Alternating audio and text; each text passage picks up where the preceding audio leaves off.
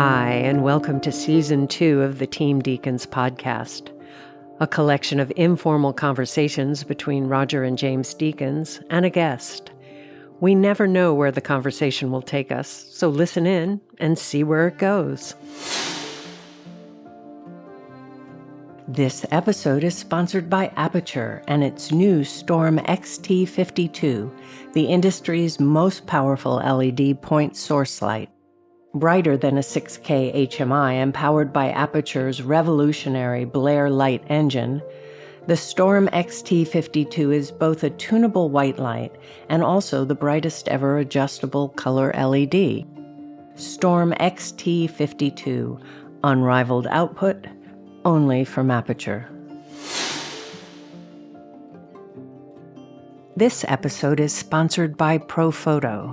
Profoto, the light-shaping company, renowned for its high-end lighting equipment used by the world's best photographers and brands, has now expanded into the world of cinematography with uncompromising speed of use and limitless creativity. The L1600D is a high-output with no ballast LED light. Its dual mount makes it compatible with 50-plus Profoto modifiers and hundreds of Bowen's mount modifiers, making it a breakthrough product for cinematographers and gaffers seeking speed and efficiency on set with the highest degree of creative light-shaping possibilities.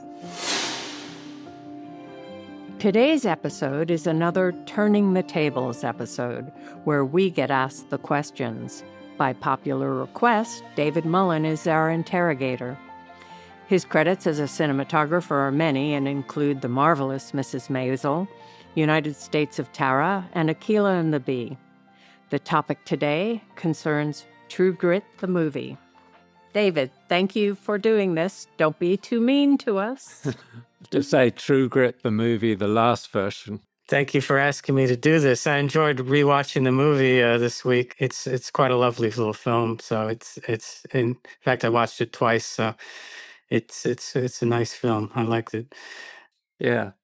A lot of my questions, I watched it again last night, and some of are ridiculously nitty gritty stuff. But before that, we get into the more macro questions. I saw an interview where you said you'd watched a number of Westerns before you did Assassination of Jesse James. So that was sort of your research. Did you discuss the genre much with the Coen Brothers before you started this film on a kind of large scale level, or just dive right into this?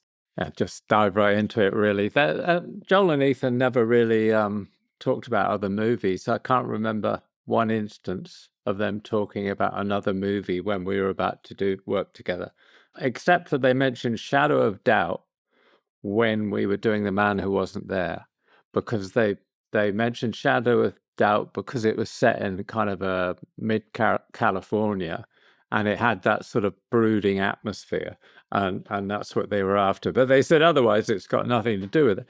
So when we started talking about True Grit, first thing I remember is Joel saying, "Oh, we're going to do our version of True Grit," and I thought, "Oh, why are you going to do that?" Because the John Wayne version is so kind of well known and beloved by a lot of people. I mean, Henry Hathaway's a great director, but I don't think that was his best work by a long, long way. So I was a bit skeptical, quite honestly. So I went back to Charles Portis's book.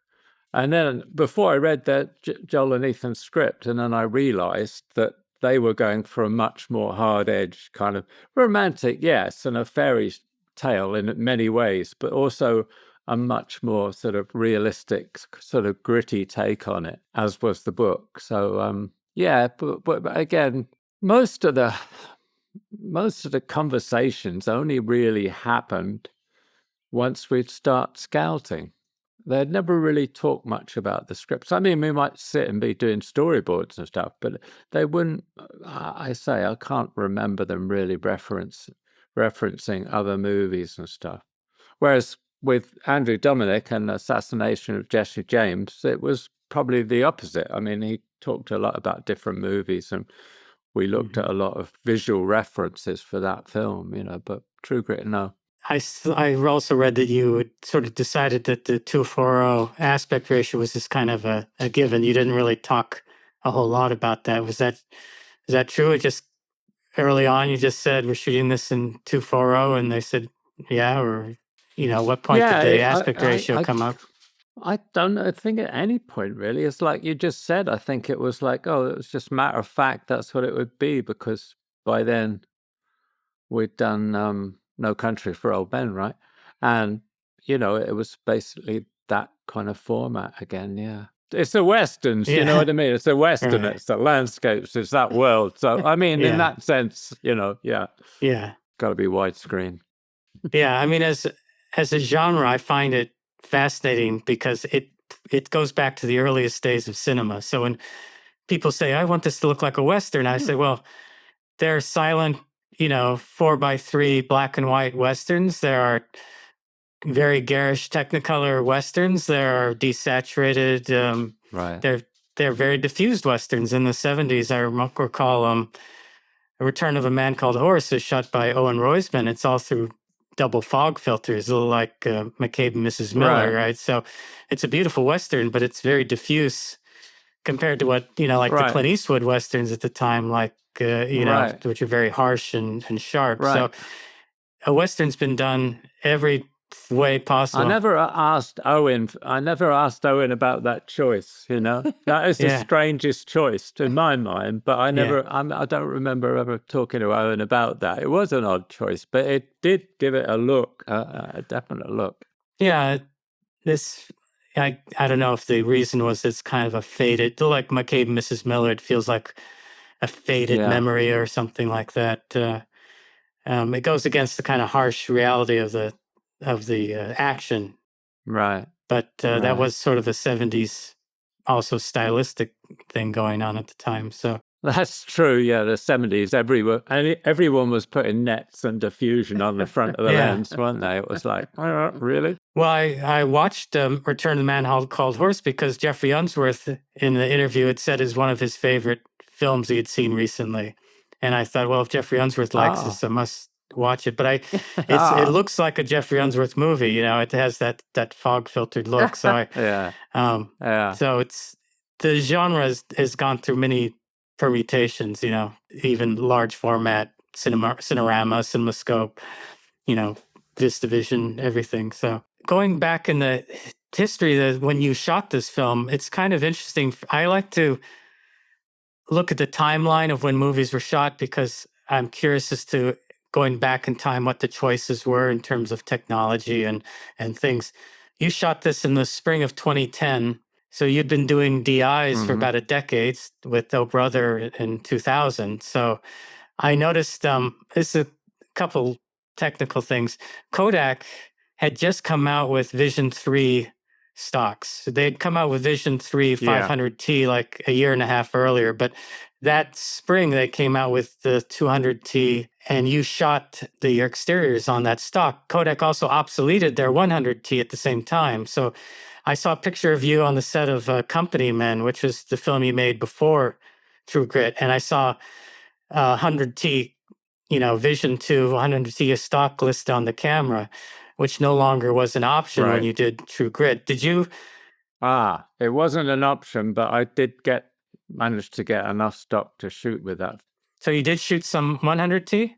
Yeah, I remember now. Kodak supplied enough stock for us on True Grit. Okay, so you shot both the 200T and the 100T. Yeah, it was 5212, 5217, and 5219. Yeah, the new 500T. Oh, okay. So you shot with the Vision 2 200T. That was because I believe Vision so. 3 Yeah. came out that year and it was 5213, but maybe it came out right after you Yeah. started shooting. Because often those new stocks come out in the summer. Mm-hmm. I Yeah. also noticed on a photo of you on the set that the camera was labeled 3-perf. At what point in the 2000s did you switch from 4-perf to 3-perf? once you start doing DIs regularly, it kind of made sense. Yeah, that's right. That's just reminding me of that, because I've got a note that it was 3 perf, and I realized that's why. Because I mean, although the budget was fairly reasonable for True Grit, it wasn't enormous for the amount of traveling we had to do, apart from anything else, and so just restricting the negative. We knew we were going to scan it, so there was no reason not to widescreen 3 perf. Yeah. And back then, when you were framing, or even now, when you frame for 240 and your negative is bigger, how much do you protect outside the aspect ratio? Do you think, well, I may need some of that top and bottom area, or you just pretty much just put everything right up to the edges of 240? Or I was always a believer in the frame being the frame. I don't understand, didn't then and don't now, the idea of shooting multiple formats. It doesn't make sense to me. That said, just in the commercial world we are in, obviously doing a film like Blade Runner, you're kind of going to have to allow for IMAX. So, I mean, a long time ago, gone are the days where you used to hard mat the frame, right? Yeah. I did. And then the studio, I used to do that in the UK. The studios, American studios, go, what are you doing? Where's the rest of the picture? I think, well, what do you mean? What's the rest of the picture? The picture's the picture. But, so you had to shoot with the latitude to be able to do a different format. It was really frustrating. yeah. So you didn't think, oh, I may have to keep this dolly track out of the shot or this or that because in the bigger negative area. Not in True Grit. Okay. Not in True Grit, because we didn't really have that. Yeah. Since this was also, in some ways, your next film was, I think, In Time, which was your first digital movie. The next year you shot In Time. So, Right. in terms of shooting film back then, was your practice to shoot a grayscale or gray card at the head of a roll or the head of the day or any of that sort of stuff for dailies? Or do you just pretty much give notes to a dailies colorist? I always shot a grayscale and a color chart when I remembered. And then I would sort of bicker with Andy Harris, my assistant, about why did you forget the grayscale on the color chart? Because often we would, But yeah, sometimes we'd put it on at like the end of the day. We still need to do that. But I used to be much more. I used to do it religiously, but by the time of True Grit, I was probably a bit sloppy, really. But Well, I'm about to do a film this summer, so I'm on film, so I'm thinking about those issues all over right. again. I don't see why not. I mean, there's no there's no loss to do it, is there? Yeah. Right. I mean, the one issue I always had is doing an exterior movie is that you'd show up at dawn or pre-dawn, and you plan. It's either you bring out an HMI to light your grayscale, or you wait till the sun's up, and then it's very orangey. So then you think, well, it's the wrong color to shoot my grayscale, so you wait till it's like 10 o'clock, or by then you've shot a scene already, and before you even shoot the card, or you bring out an HMI or something. But I think with a digital transfer, and even with a lab, you could sort of say the grayscale is like after roll 6 or something. It's only a reference, isn't it? I mean, it's not the best thing. Obviously, you want it at the beginning of the day's work, but I often would put it anywhere that was just convenient. But did you, beyond the grayscale, how much adjustments were done to dailies for the look? Like, in general, the film has a somewhat warm look, but there are some cool scenes. When they're in the woods, it's warm and then it starts snowing, and the shift of the color gets to the colder side. Is that something you had done for dailies through notes, or is that something you did later in the final color correction, that color tone? That was mostly what we shot in camera. It was mostly done with filtration. I mean, I was shooting tungsten balance, so I liked shooting tungsten because you'd shoot with an 85, correction filter, and then if you wanted to go slightly cooler, you'd shoot with an EF, and then if you wanted to shoot even cooler, we'd shoot without a filter. So you would get that kind of range. Is that what you did on this of day? Yeah, yes. And also the thing about shooting tungsten, it was a little thing we'll get into probably in a minute, is when you're shooting night shots, all the night work was lit with HMIs, and I would shoot the tungsten stock without filtration, and I would put maybe a quarter orange or something sometimes on the HMI, but often I would leave it clean. And then I would have the lab print it back a bit, so it wasn't like full, daylight blue. Right.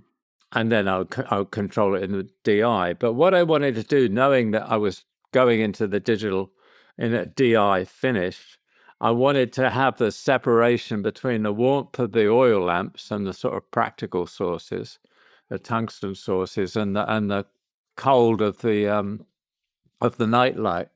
So I went further than I would have done on a film if it had been just a film finish, not a digital finish. Right. Knowing you can pull some of the blue saturation in a DI that you can't do in a print. So when you pulled some of the blue out of the night work, did you shoot a grayscale with a quarter blue or something and then tell them to time it to neutral to pull some blue out? Or is that just simply a note to the dailies colorist to time it some of the blue out? Or? No, I would do that, actually. I would do that, yeah. I would shoot a grayscale with a little bit of correction, so as a reference. But right. By then, I forget who was timing the dailies, but by then it was people that we knew, and they knew how we like to work. So yeah, okay. So I read that the opening shot in the movie, which is that push in on the boarding house at night when the father is lying dead in the foreground, that it starts out with the out of focus. The focus is on the snow falling in the foreground, and then it pushes in and it pulls focus to him lying there. And I read that you said that some of that push-in had to be done in post because there wasn't enough room to back up the camera as far as you wanted to. There was another building in your way or something behind the camera. There's a long story there, David. There's a long story. It was one of the most fraught evenings shoots I've been on with Joel and Ethan. I'll be honest, and we've talked about it. We were shooting in this town in Texas, this little town that Jess Goncha, the production designer, had kind of created this town out of a basis of what existed in a place called Granger, I think it was. And we had storyboarded a shot that actually pans looking down the road, panning with a horse as Cheney rides away and hooks over to the boarding house and then pushes in and the body of the falling snow. Well, I wanted to shoot it right at the cusp of dark, so I wanted a bit of light in the sky.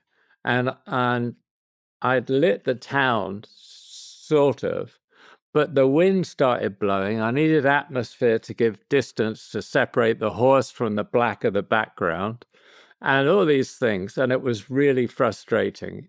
It just didn't work. And I say the wind came up and it was a bit of a nightmare. And we were just going to wrap. And I said to Joel and Ethan, well, look, we're here. Why don't we just do a square push into the house? It won't take us very long. And there was pressure on us because the turnaround to the next day's start.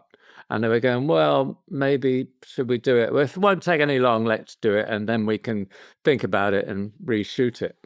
So we put the camera on a giraffe crane and got it as far back against the building, a porch of a building, to do this push into the boarding house.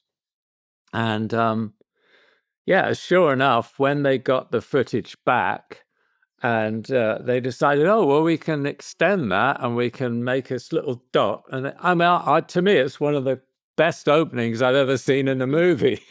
But it all comes from the circumstance where we couldn't shoot what we wanted to. And probably that was as much my mistake or lack of forethought as anything else.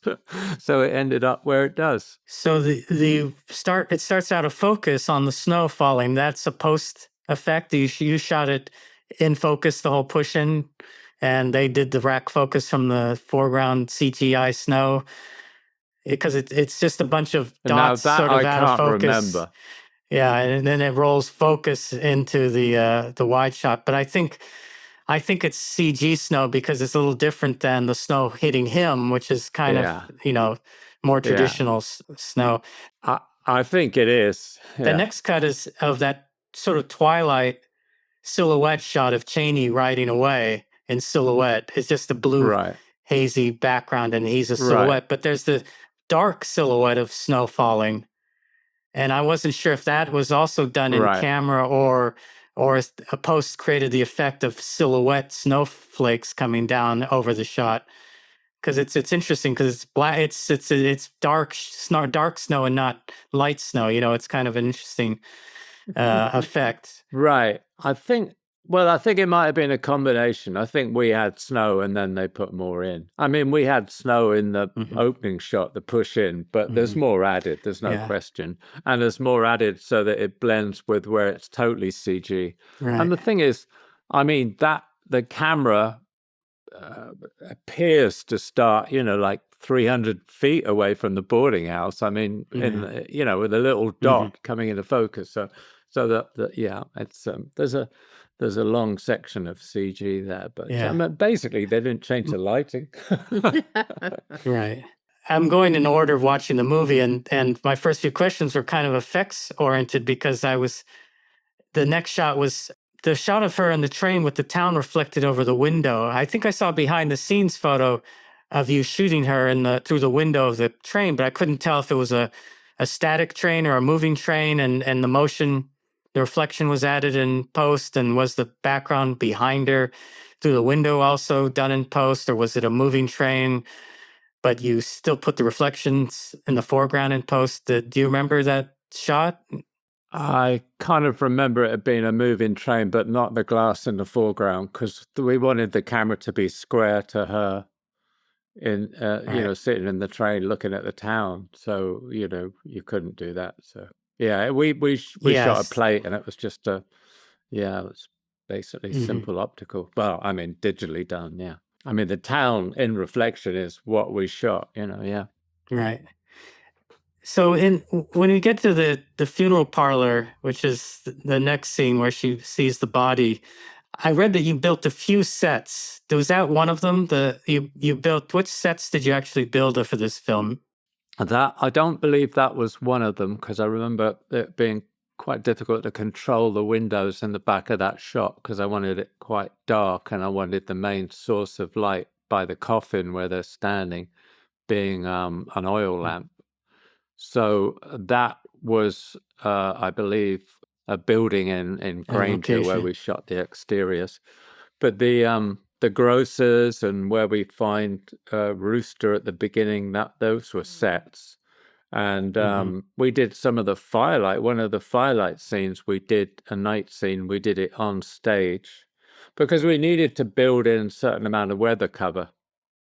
So, we were shooting in Texas, but we also shooting in Santa Fe, our main base. Most of it was shot out of Santa Fe. So we were using Santa Fe College and their studio to put our sets in. So it was always something very adjacent. So at the last minute we could say, okay, we're going to stage now. Even if it was like we were half a day outside and got trashed, we could go to studio. Yeah, the reason I was asking about what were sets, and like the boarding house bedroom that you said, was that a set or a location? No, that where we were with Matt Damon, that's a set. And the downstairs was the set too, or just the upstairs?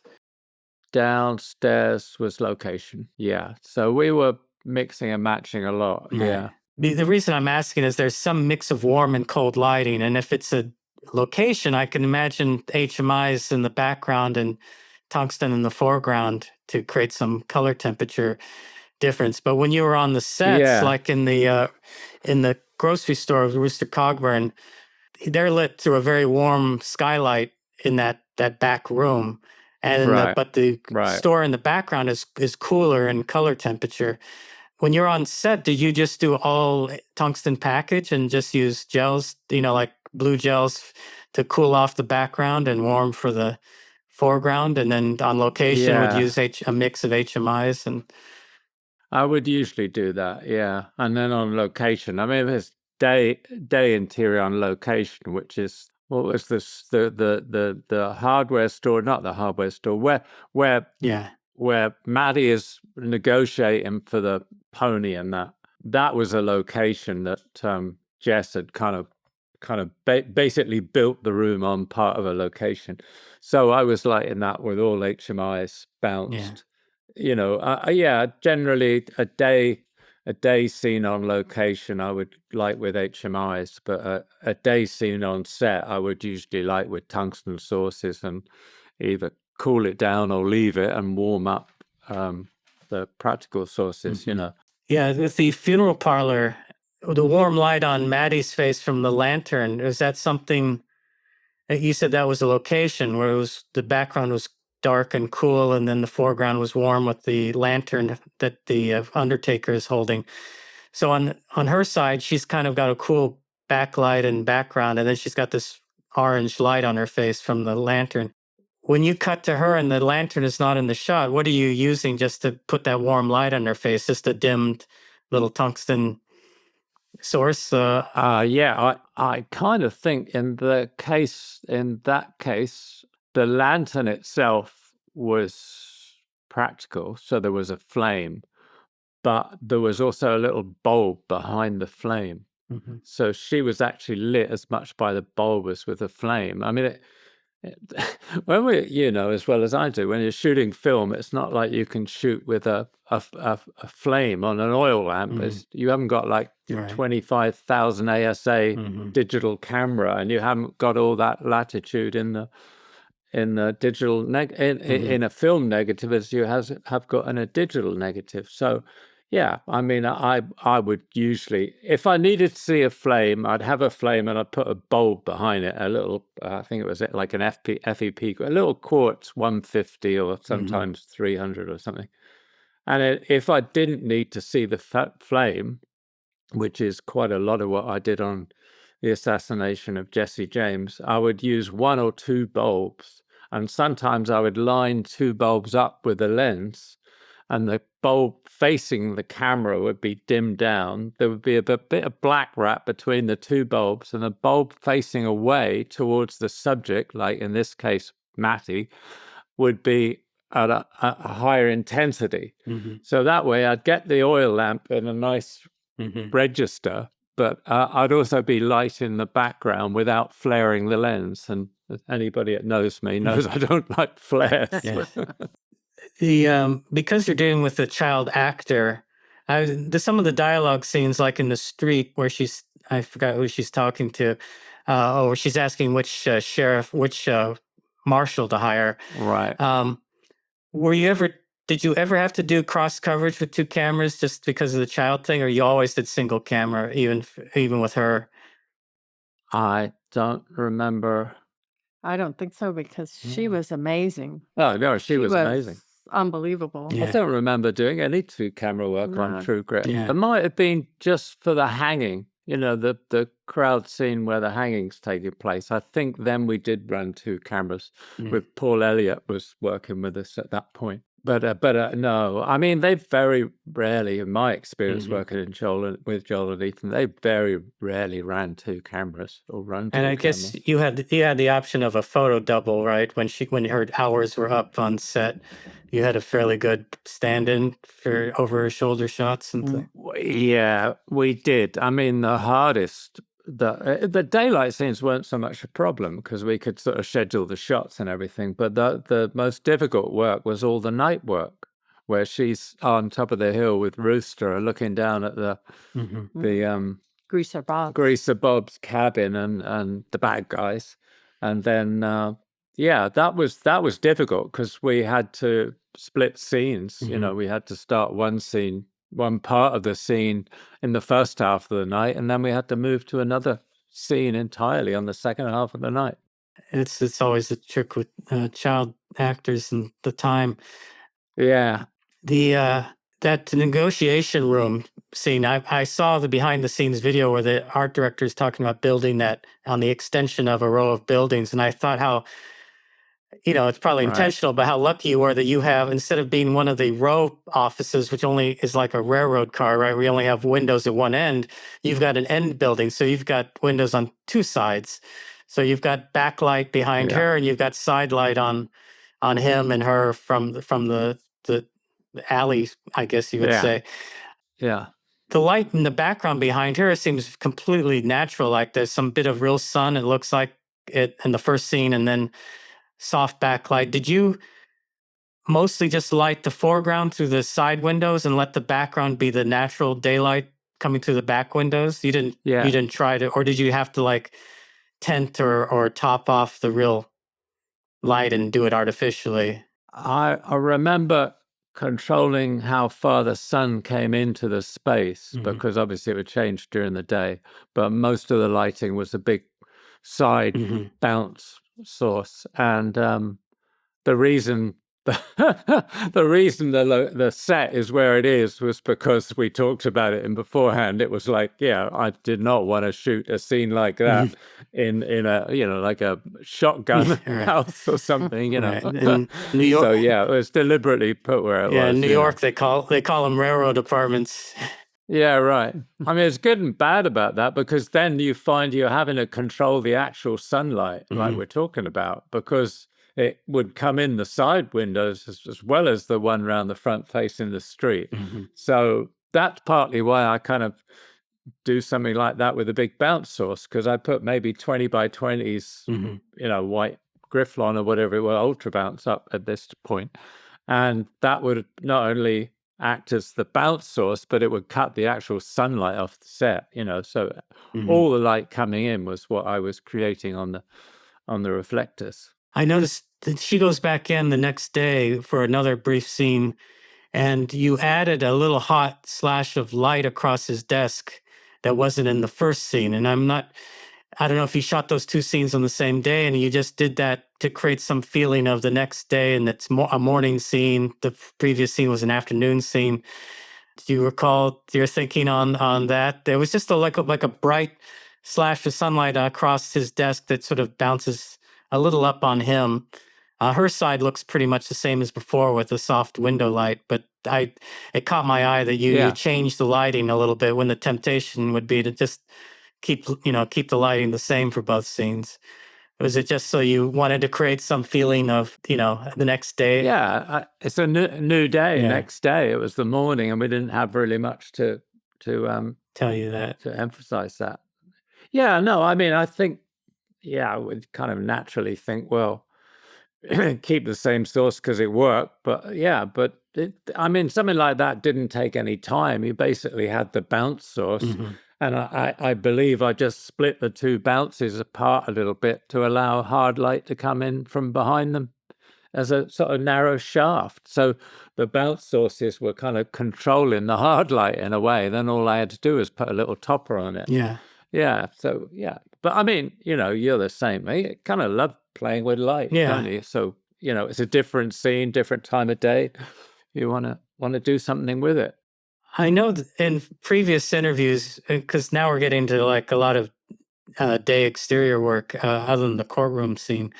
Your philosophy tends to be to shoot day stuff at the time of day that you want it to be, like schedule your day for the backlight you want and stuff, as opposed to doing the thing where people put 100 by silks over everything and try to control it all. So knowing that you try to be realistic and natural with your day work, how often do you still have to occasionally bring out a big overhead diffusion or a big HMI or anything to try to match? Because the sun changes and sometimes you just get, like the sun goes away, it comes back. I know nowadays you can fix some of that with timing, where the sun goes in and out. But did you ever feel tempted to, you started your day in overcast and suddenly the sun comes out and to fly a big overhead diffusion or the opposite, put a bright backlight from an HMI to compensate for the sun disappearing suddenly? No, I think I must have been very lucky during my career that I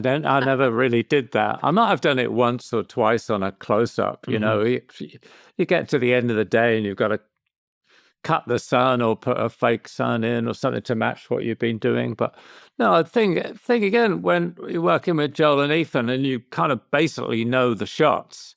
I mean, the shots are going to change a bit on the day. They always do. But you know the kind of rhythm of the scene and you know how the camera's going to go around the action. So you can basically schedule what shot when. And yeah, sometimes if the sun goes in, sometimes you just live with it. Because I mean, most of Joel Edgerton's films never had a huge amount of money to do it. You know, they didn't. So, especially say True Grit with all the moving and the sets, it was quite a expensive film for and not a huge budget. So you kind of trust to luck a lot. I mean, it was funny. The most contentious time about silking a set was for 1917, when a production said, well, because I kept saying, well, what's going to happen if the sun's out? Because it's got to be cloud. We got to shoot the whole film under cloud, except for the last shot, but that was luck. But they said, well, can't you tent? We could do the trenches in a studio. And I said, well, how much money have you got for lighting? And then they said, well, we do it outside and you can silk it.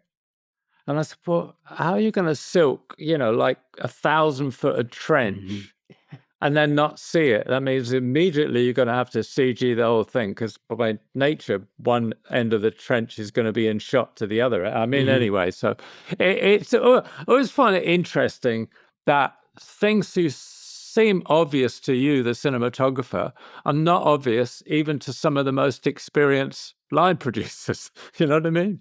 Or maybe they're just kind of hoping you've got some kind of magic sort of trick. But no, the big magic trick is luck, really. I think. I saw your lighting diagram about the courtroom scene, which you've talked about many times. And and you wrote that you put half CTO on the windows in the courtroom. Do you actually put them over the whole window, not just on the light? Yeah, I'm looking at the diagram I have now. It's not quite right, the diagram, because it's got 3 lifts and 3 pars, but I only had 2 pars. But no, I put the CTO on the windows. Right. Because, if you do it hard on the window, and sometimes it's a hard gel, if you put it on a lamp, I mean, an 18K par, that's an HMI, but it's still going to burn your gel out. Yeah. You put it on the barn doors and it's a windy day, then it's going to fly off and you're going to all that sort of carry on. So, basically, if I can afford it or the production can afford it, I'll have hard gels.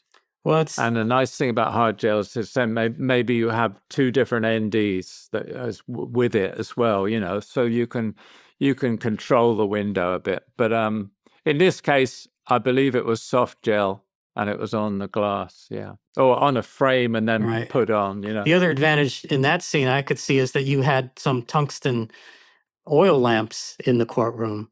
So by gelling the windows with half O, you're not getting as extreme a color temperature difference between the lamps inside and the sunlight outside.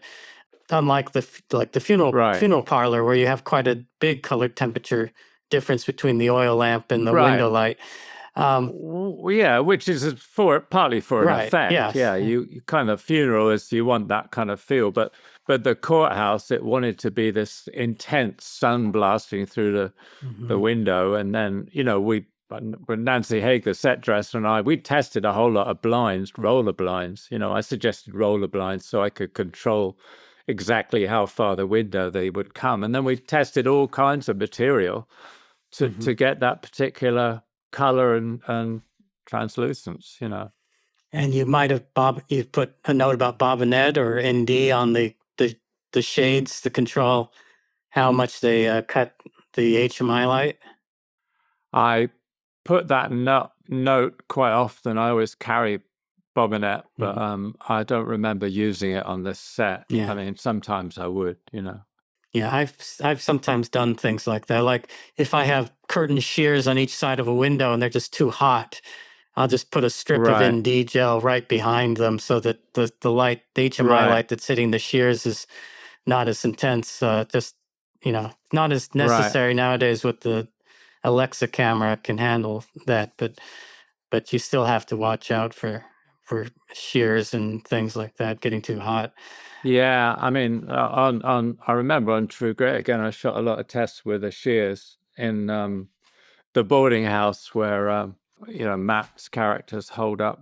I remember I kind of dyed the shears really dark I mean, if you'd have stood on the set and look at these shears, you'd think they were sort of dark gray. But by the time you punch the light you want through them, they just looked like white shears, or slightly off-white shears. Yeah. Did you shoot all your interiors on 500 speed stock, or when you had more light, did you use the 200 speed stock?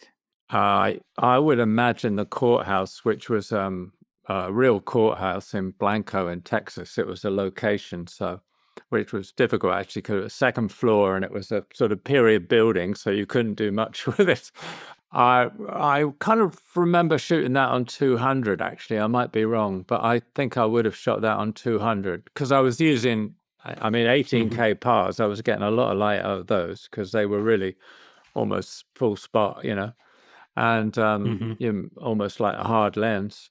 And with the atmosphere and that, and the practical lights, although they were glowing, they weren't really giving any of the exposure in the scene. So it was really the pars that were lighting it. So I had plenty of light there, and it was an advantage not to have too much of a depth of field. It was nice in that atmosphere to have a slightly shallower depth of field. Yeah.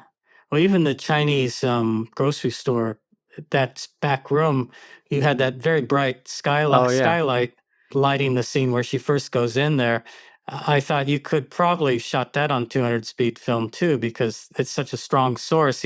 You probably had enough exposure for slower film. I might well have. I tended to. I'd really like the 200 ASA. I mean, for most part I would use that unless I was in trouble. I mean, obviously the night shoots and that I had to shoot 500. Just couldn't have. Even though I had a lot of lights, it wasn't enough. Some of the day work, I would see some lights in the actor's eyes, and I wasn't sure if that was a bounce card or did you ever. I've done a little bit of Westerns like on Westworld, and I actually found the cowboy hats useful because you would think, oh, this cowboy hat's going to constantly shadow the actor's face. But the truth is, it keeps the high sun off their nose and their face, and then they're just lit by the bounce off the ground. And it sort of stays consistent through the day more than if they had no hat on at all. So, but I noticed you would shape the light sometimes where you would have a little more of a wraparound from one side and then fall off on the other side. So were you just doing that with sort of negative and positive fill, like just bring in something like some muslin on one side of the face and then a floppy on the opposite side or something just to shape the light now and then? Yeah, usually it was a very large or a series of 12 by 12 unbleached muslin, usually, especially in the town scenes in the sunlight. I would tend to use unbleached muslin for the warmth. But then as soon as you start going into a closer shot, the thing that always struck me about those sequences is the amount of black I put on the floor. It wasn't a matter of putting it on the side so much as actually putting it beneath and around them, because you get so much coming up. Yeah.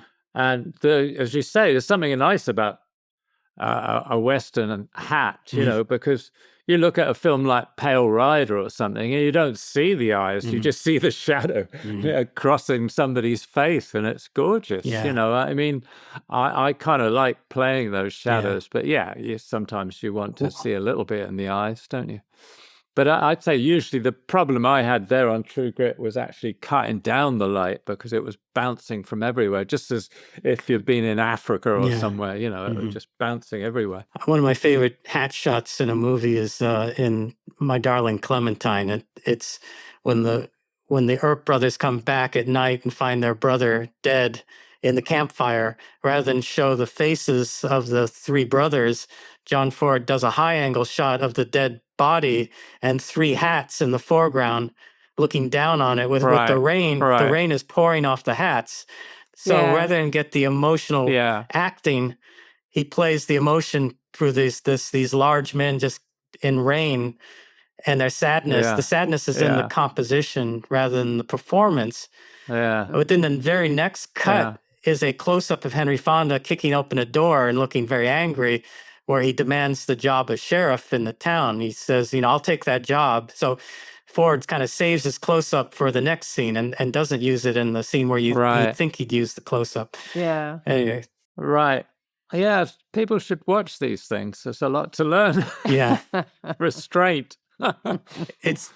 also interesting in that movie is the very next scene. He comes downstairs after getting the job as sheriff, and he runs into the Clantons, who probably killed his brother.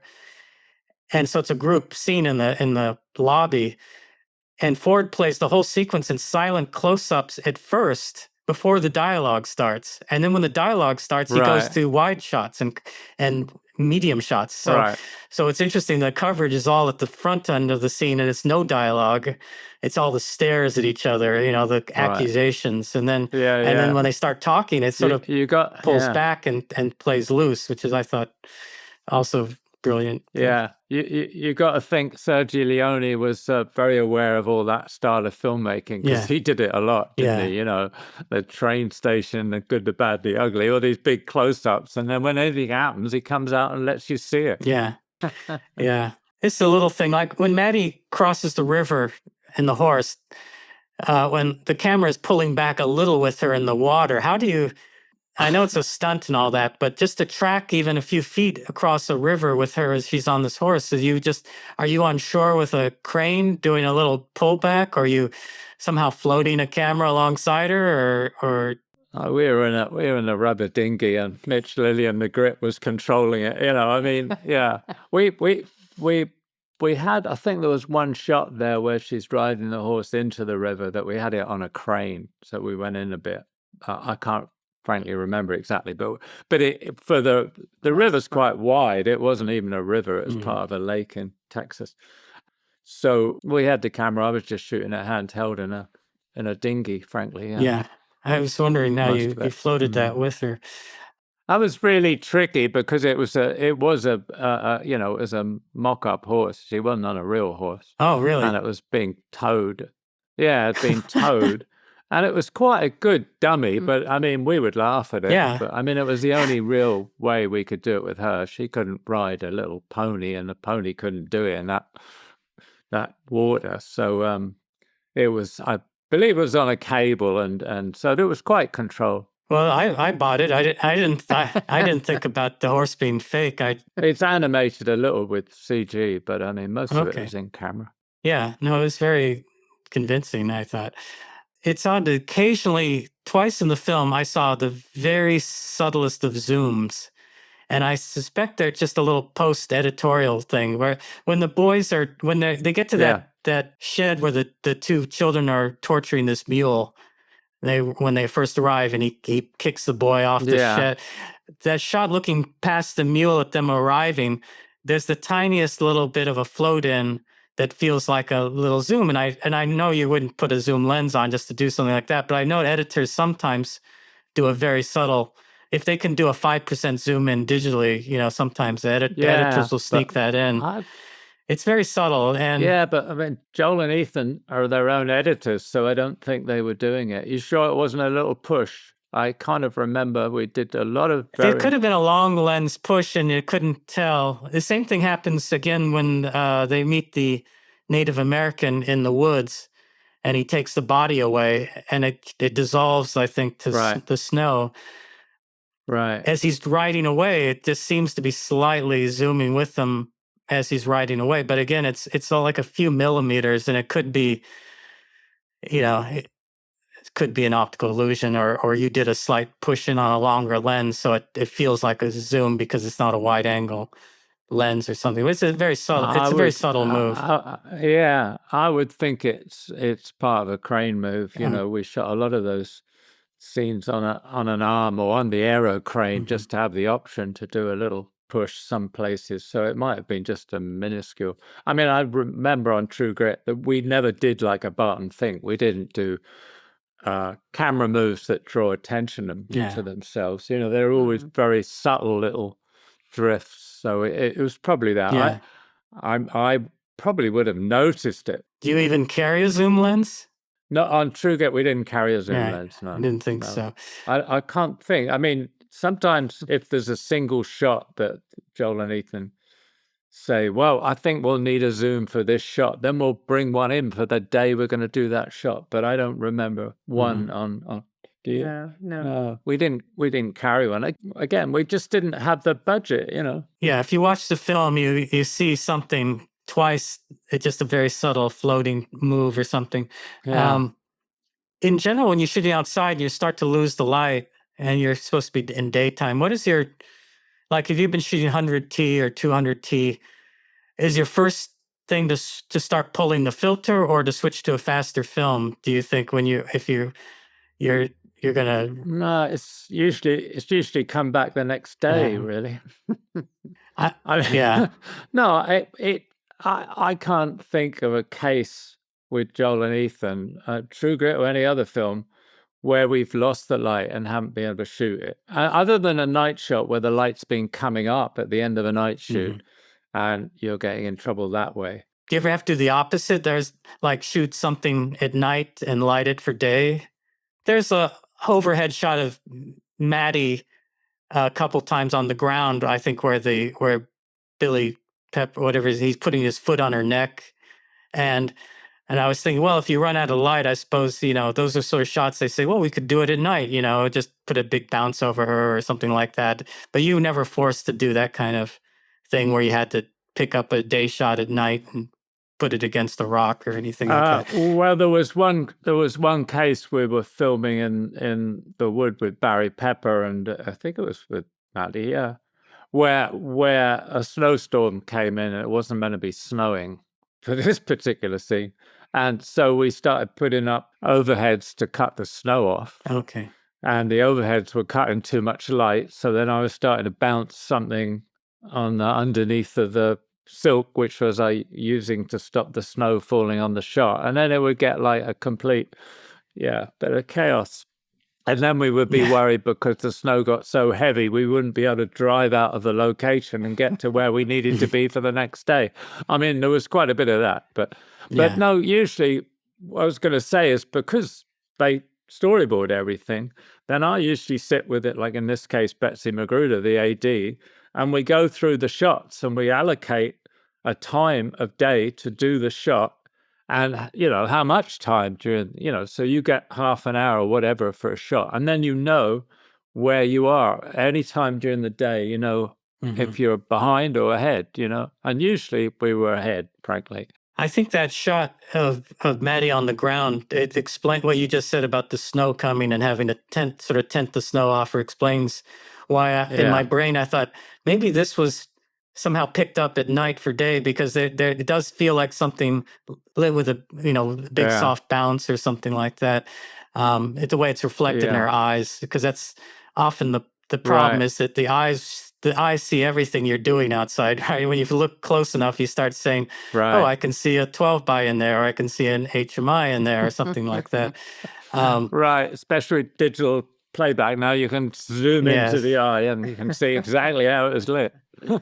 One of my earliest films I did was up in Big Bear, and it was a winter film, and I had to do a day scene at night in the backside of this cabin, and I prepared for it by adding more and more bounces and things, but I realized that when you try to fake a close-up at night, the eyes, even if you put like a 20 by, in the eyes, it becomes a poach's stamp, and everything around it is the night sky. So the eyes give away. In the daytime, the eyes see sky, so there's this sort of glaze over the eyeball from all that real world. But as soon as you try to fake it at night, no matter how giant a soft light you build, the contrast in the eye reflection is still not quite right. Yeah. You just reminded me of a nightmare shoot I was on one day. We shot these exteriors in this courtyard outside a factory. This was a film I did in England many, many years ago. We shot all the exteriors, then went inside, and I had to light the inside because it was a dark day, being England and raining. And so we shot all the interiors, then wrapped all the lights to go. That was the end of the day's work. As soon as the last light got into the truck, being wrapped away, and the tailgate was going up, the director said, "Oh no, I need a wide shot of the exterior of this courtyard with some action in the courtyard." Unbelievable. I mean, it would be dark for about 4 hours. I think we finished shooting that day, the next day at 1 o'clock in the morning. It was like crazy because all the lights had to come back out of the truck, and then it was every silk that I had to go over the top of the buildings to create some sort of sense of daylight. I mean, sometimes it's a nightmare. I always get frustrated that director doesn't understand the kind of problems of doing something like that and the knock-on effect of it on the next day's work, because you're way behind schedule the next day with turnaround. Yeah. But anyway, Yeah. you just keep going, don't you? Yeah. The shootout at the shed at night, the greasy that thing. Greaser Bobs. I figure in the wide shots, it's basically lit from one side with your HMIs that you set up on the hilltop. But when you get in close, like when they come up to Matt Damon on the ground and he's been shot, he's sort of just side lit by an HMI, but there's just the slightest amount of fill on his back and where you could see the bullet hole and things. So when you get in a situation like that at night, did you just bring in a white card or a poly or anything just to slightly reflect into the shadows when you needed to see a little more? I know you wanted to maintain that single source look, but I felt when you got in close like that, there was just the slightest amount of reflective light into the shadows, so you could see the wound on his back and some other elements like that.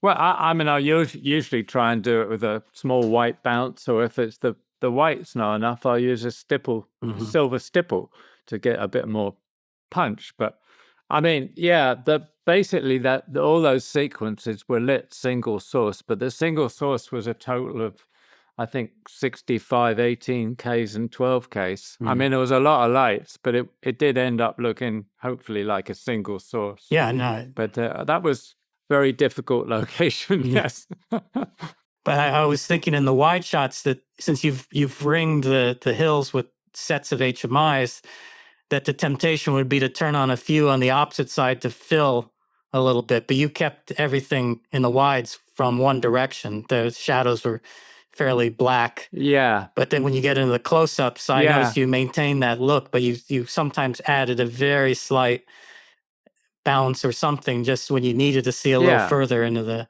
shadow while still maintaining that single source look.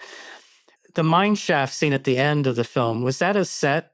I mean, these don't often get mine shafts that you can film in, so... Yeah, no, that was a set. I mean, that was just too tricky to try and do on location. I mean, I remember we did look, but then we just thought, well, it's crazy. I mean, if you're in a mine shaft like that, you're looking up at the sky, you're not seeing anything anyway, so it's controllable. And again, at that point, we were shooting in... I think we were shooting in Austin or somewhere.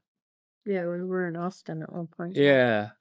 I think that was our weather cover for somewhere like that, so it was basically built in a warehouse or some big space in an office block or something. I can't really remember. But it was a set. The up angle looking at the sky was a big white muslin or some sort of... Yeah, you're looking at the light source, basically, yeah.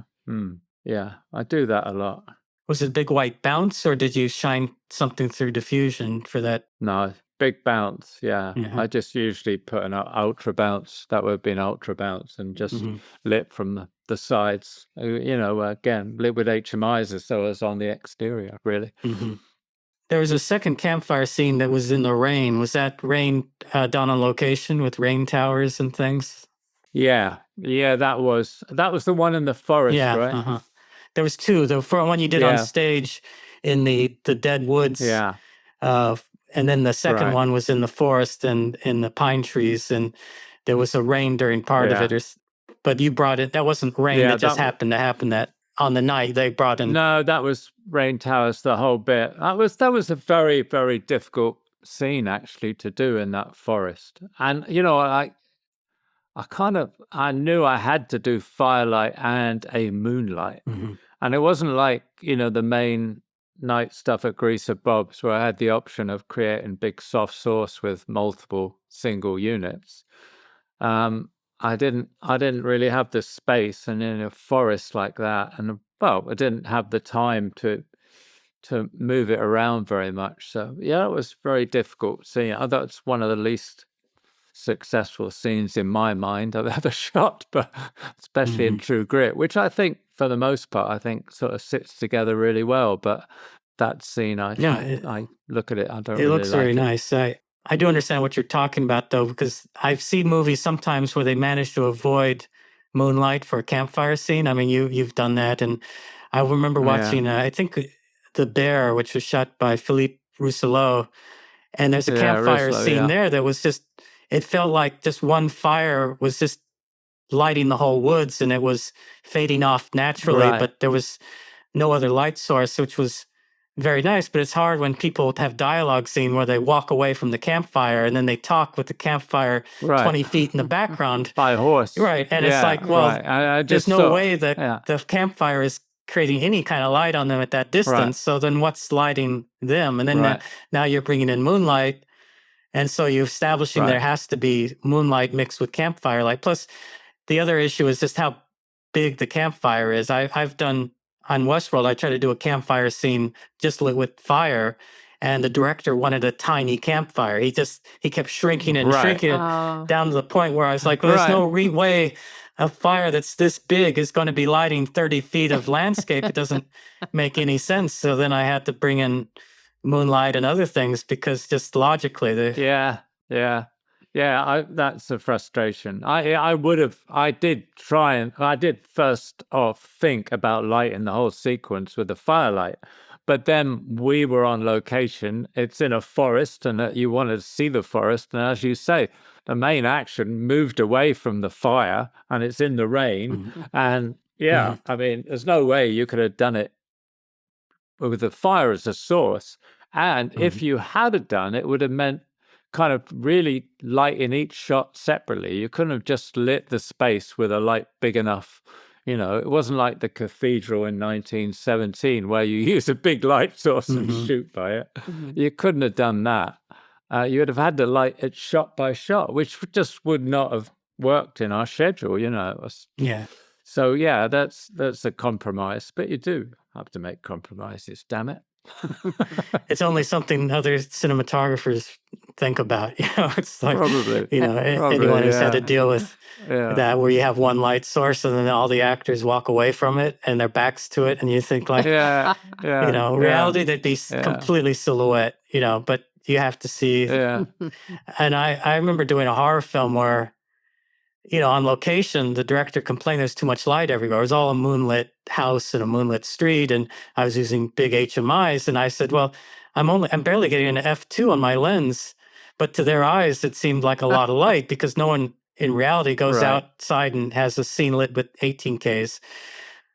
They don't understand the exposure. But in post, it was the opposite problem. They kept brightening everything. And I said, why are you brightening it? On the location, you kept complaining there's too much light. And she goes, well, I can't see the performance. I can't see the eyes. I need to.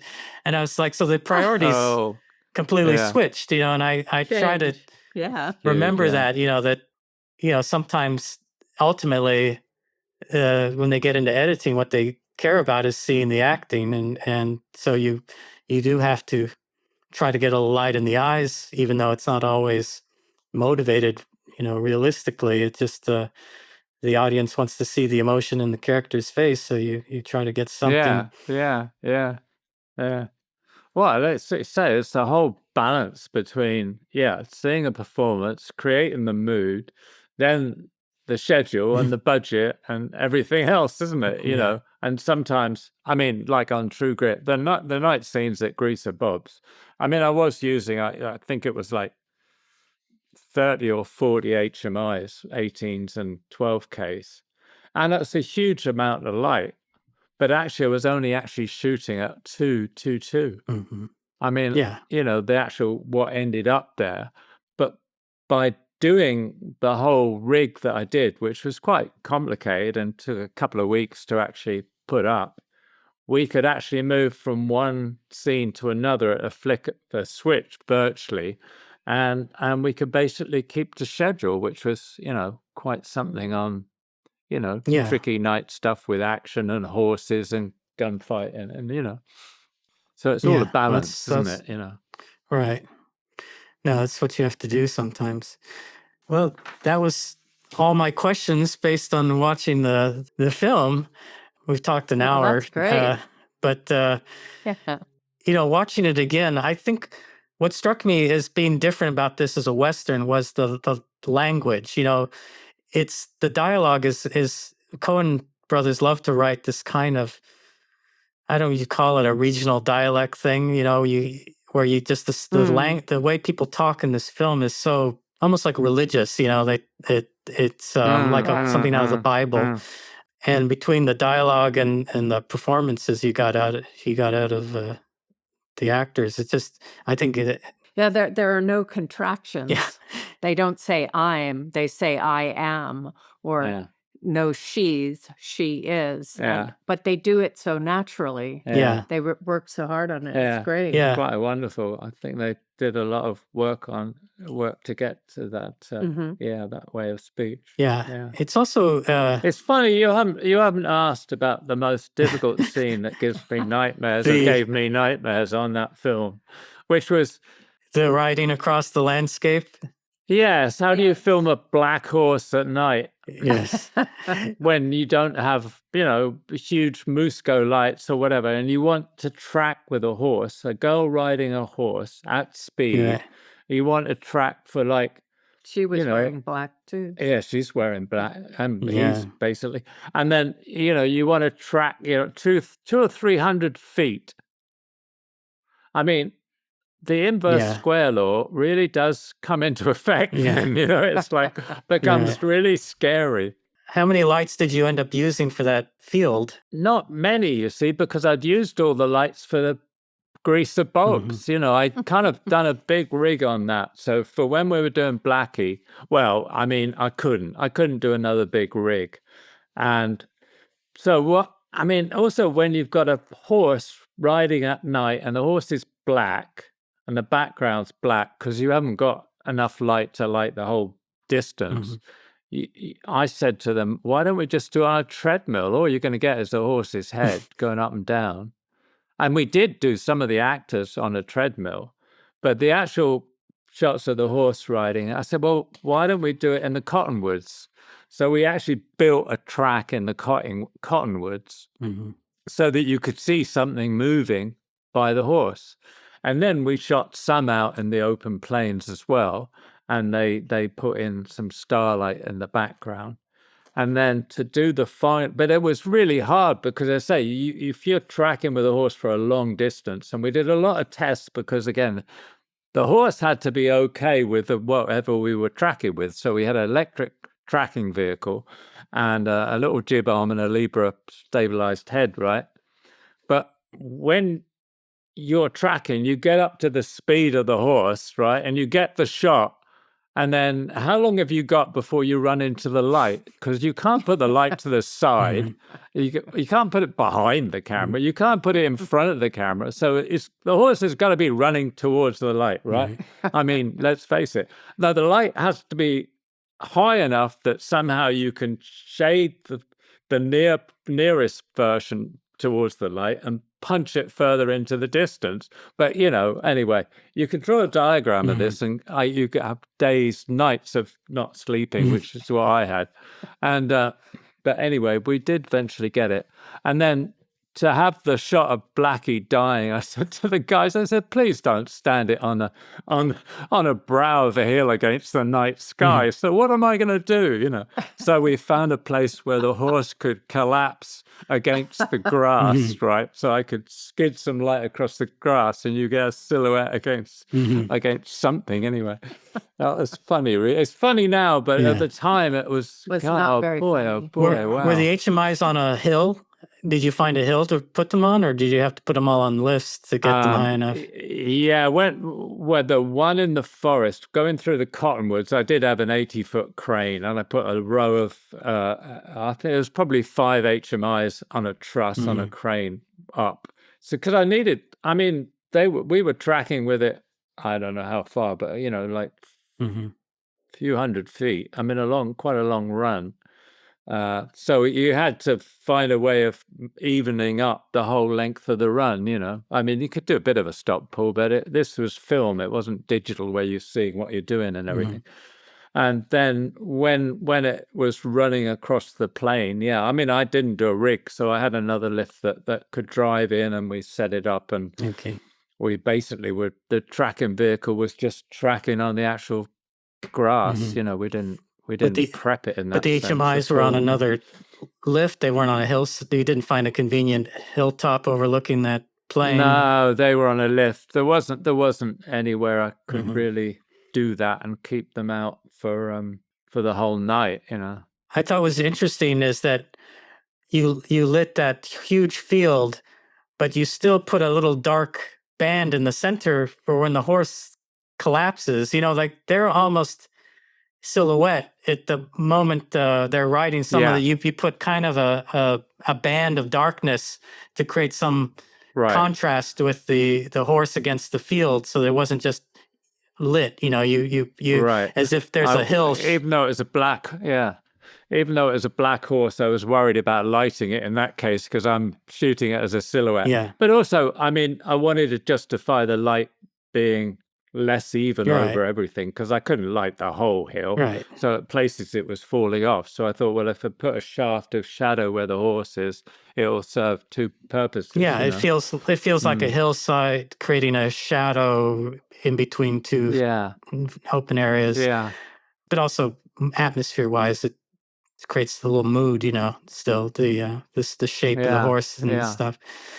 Did you do some green screen work with her on the horse and him and some? I think I read you did both black screen and green screen or something. You did some just against black and some against green.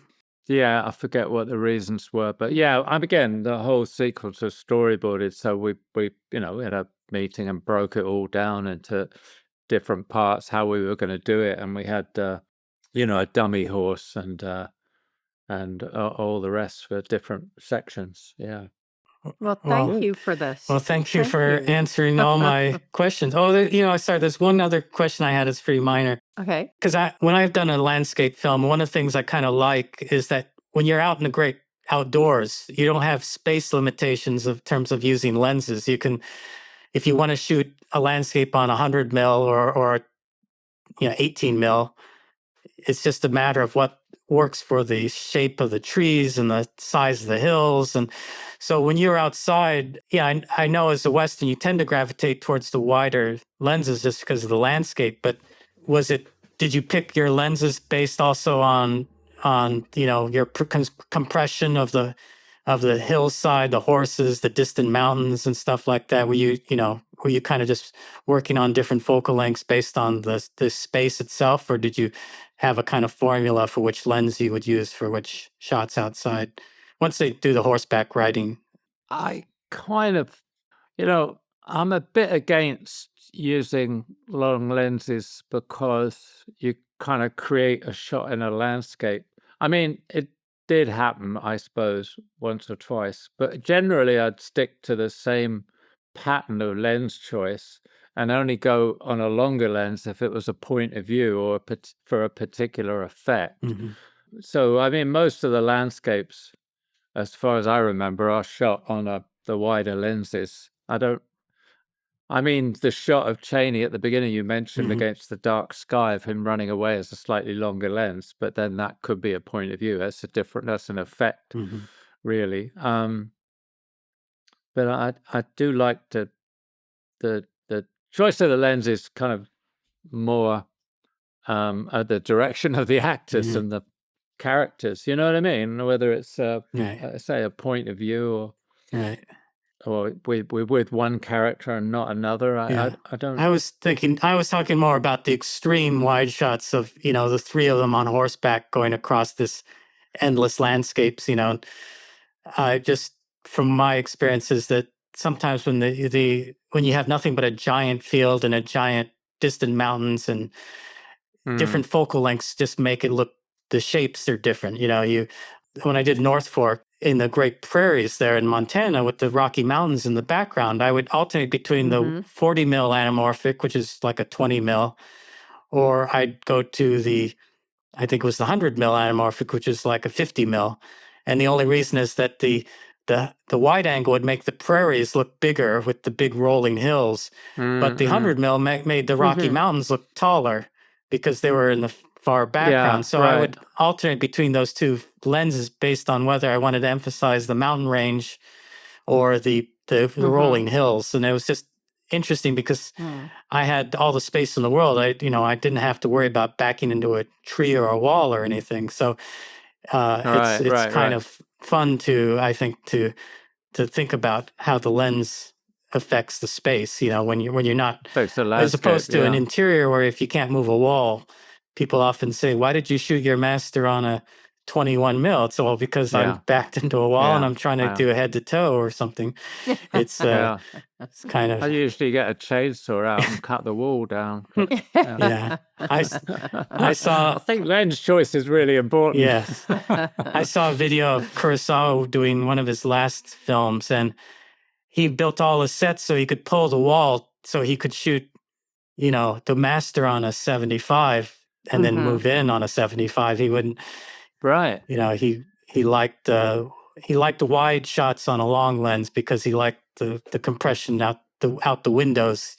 There's a scene in a castle in Kagemusha, I think, which all they built was this castle interior with big windows looking out on the lake, and all they built was the floor, the window wall, and the ceiling. And otherwise, it's like a silent movie set. It's just the camera is like 300 feet away on dolly track, following them on a telephoto lens, but it makes the waves of the lake out the window look gigantic, like a violent kind of stormy sea going on in the background of the shot, and the lake becomes this big presence out the windows because of the long lens.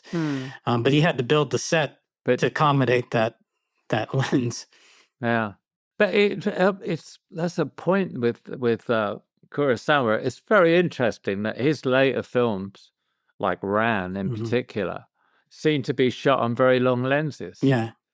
But early on, Rashomon or Throne of Blood, that's not particularly long lenses. Yeah, he kind of. You don't see that many long lenses. He kind of evolved into that. I mean, look at Seven Samurai. Yeah. Most of the interiors on Seven Samurai seem to be shot with like a 35 or 50, more normal lenses. And then he gets to the action. He started to experiment with multiple cameras for the horses in the rain.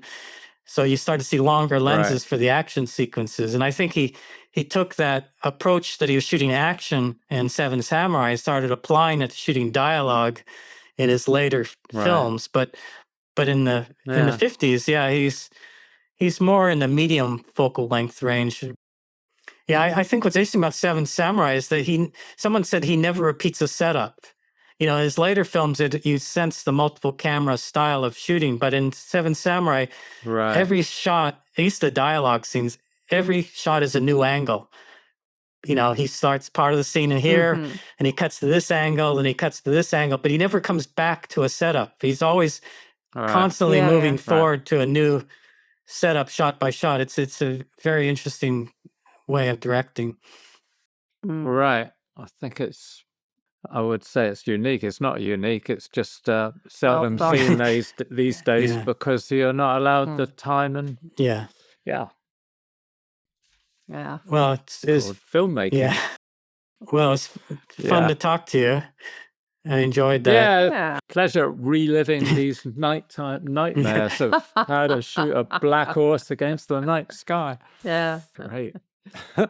Well, thanks again for doing this. Yeah, it's great. Thanks, David. It's brilliant. Nice seeing you. Nice seeing you.